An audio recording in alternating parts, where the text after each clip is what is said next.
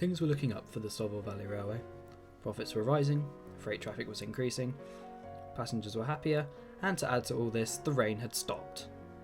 Earl had been given a trial passenger service, whilst Vaughan had been repaired and was back to his usual mixed traffic diagrams. Earl was performing exceptionally well according to the board of directors. They had ridden on the first trial train and were impressed by his acceleration and speed. The board congratulated Earl, but mostly Lord Stovell for such a good find. They were confident that Earl would exceed even more of their expectations. Whilst Earl was turning heads, Braunton was setting records. His times on the Stovell Flyer were getting quicker and quicker. In fact, everyone seemed to be trying harder than ever. Stan was even taking the long goods single-handedly. And Lord Stovell was sure that this extra effort may be causing some problems with the engines, as he soon found out. He'd arrived in the industrial estate expecting to see Jack hard at work, but instead saw him dozing in a siding, apparently completely out of it.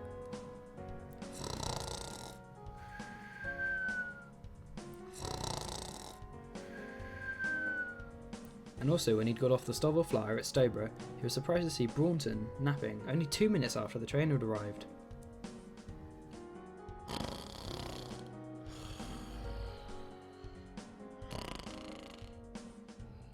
He decided to speak to the board of directors. Gentlemen, this line is performing at its peak at this moment in time. We couldn't be any more efficient if we turned ourselves into alarm clocks. But it seems that this is coming at a cost. I've seen 2 examples of our problem. Jack asleep on duty in the industrial estate, whilst I arrived on a routine inspection. And then, when I returned here from my trip to London, we arrived in Stowborough, and when I went to speak to Braunton, he was fast asleep. In other words, I think we're running our engines too hard. I'm going to have a word with them shortly about how we can combat this problem, but I want to ask you if my idea is sound before I propose it to the engines. My idea is to go find another locomotive, because it is clear that Stan and Braunton are not coping with the amount of work given to them. Very sound. I think the rest of the board will agree with me. Yes, very much. Yes, very much. Very well then. That's it. I shall go speak to the engines and then go engine shopping. Lord Stovell arrived at Stowborough Sheds in the early evening. All the engines apart from Jack and Stan were there. Stan was hauling the last Stovell Flyer, and Jack was sorting out the mess he'd left while sleeping. Right, engines. It doesn't help that Stan and Jack aren't here, because this relates to them.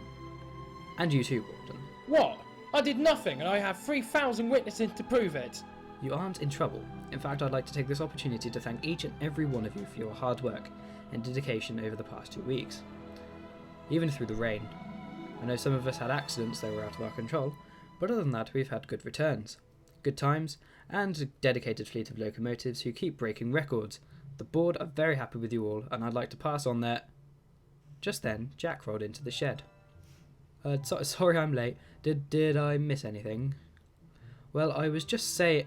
But he was interrupted once more as Stan backed into the sheds. Hey, what's with the ceremony? Well, Stan, before I was interrupted by your good self and Jack, I was just saying that the board of directors are very happy with you, but we are all aware that your efforts are coming at a price. Braunton and Jack have been seen by myself dozing whilst on duty. Now, this isn't as bad as most people would think, because Jack was in between duties and Braunton had just arrived, but I am, as are the board of directors, worried about the cause of this tiredness, and therefore have come to the conclusion that you're all tired because you're working so hard, although it's quite easy to guess really. Therefore, we're looking into purchasing a new locomotive for the line to help Stan and Braunton on their services. I'll be doing visits just like I did to Earl, but if anyone can think of any locomotives that may be suitable, please come and speak to me. Lord Stovell nodded curtly at the engines before walking off, leaving them all to ponder about the identity of the new engine. You know, I'd put my money on it being a Hall. I mean, sure, a king or a castle would be more than capable on this line, but I don't think they'd chance it, to be honest. You never know, it could be something from the LNER. The B1s are pretty popular, I hear, as are the V2s for that matter. I wouldn't take my chances with them. For once I'm with Stuart on this. I'd say it was going to Western if anything. Yeah, there's really no southern locomotives that would be able to deal with such a tight schedule on this line. Apart from the light Pacifics, but we already have one, and I don't think the board want the cost of lubrication oil to double. They continue to discuss well into the night.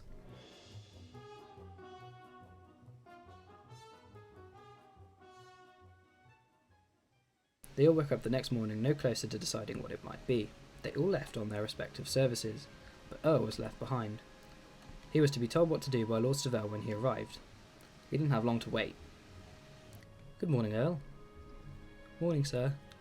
What do you want me to do today, then? I want you to collect those china clay wagons that were ruined in the crash the other week, along with those 2 worn-out coaches over there, and take them to the scrapyard. That is all. Okay then, sir. Earl left the shed and coupled up to the coaches before heading along the line to the junction, where he backed down into the industrial estate. Jack was waiting for him. Righty-ho, here's your scrap wagons, get 'em out of here. Jack shunted the trucks behind Earl and his coaches. The guard of the train coupled them up and went back to the freight van. Earl departed and made his way along the line to Retford. He was stopped in the goods loop to let a mainline service arrive on the SVR platform. To his surprise, it was hauled by Braunton. Guess where I've been, Stokey? Where? Buckland. I thought that was GWR territory. Yeah, but we may be getting a contract to run a service there. Oh, nice. Oh, I better be off. Got to get all this lot to the scrapyard. Have fun with that. And so, Earl ventured onto the main line and ran smoothly till he arrived at the scrapyard's entrance.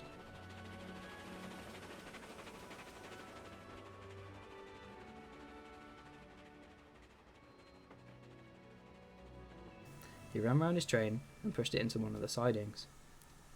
He stopped and jumped because, to his surprise, in the siding next to him was a large Midlander 7F. What the hell are you doing here? Scrap, can't you see? This is a scrapyard. Well, yeah, I had got that far, but why are you here? I had an accident. The Midland region were building new locomotives, and therefore just chucked me away. I was supposed to be repaired, but one day I woke up and I'd been shunted in here. I used to haul the top link expresses and fast freight over the Somerset and Dorset Railway, you know. Now I don't think I'll see the main line again. Express and fast freight, eh? Oh yes, all the important ones. Those are the days. I may have an idea. I'll have to speak to my controller. I'll be back soon with the news. Wait. Earl raced back to the Stovell Valley and went straight to Castle Stovell. He saw who he was looking for. Sir, I've got an engine for you. You wanted an engine and I found one. What? Slow down a bit, Earl. Whilst I was at the scrapyard, I saw a Midland 7F. He looked in pretty good shape, although he said he'd had an accident. 7Fs are pretty good all-round locomotives. I'll look into it, Earl. For now, get back to your jobs. Earl was disappointed at Lord Stovell's answer, and he was thinking about the engine for the rest of the day. Once he'd finished his work, he'd settled down in the sheds with the other engines. He spoke up about his find. Guys, guess what I found today? What? Found an engine for Lord Stovell. Oh, what was that then? A Midland 7F. What? Where? In the scrapyard. He's in need of a good place to go. Here could be his chance. He's in a scrapyard? You do know that he could have been cut up for all we know. The scrapyard has other priorities. How does an engine such as a 7F end up in a scrapyard? I thought they were working on the S&D.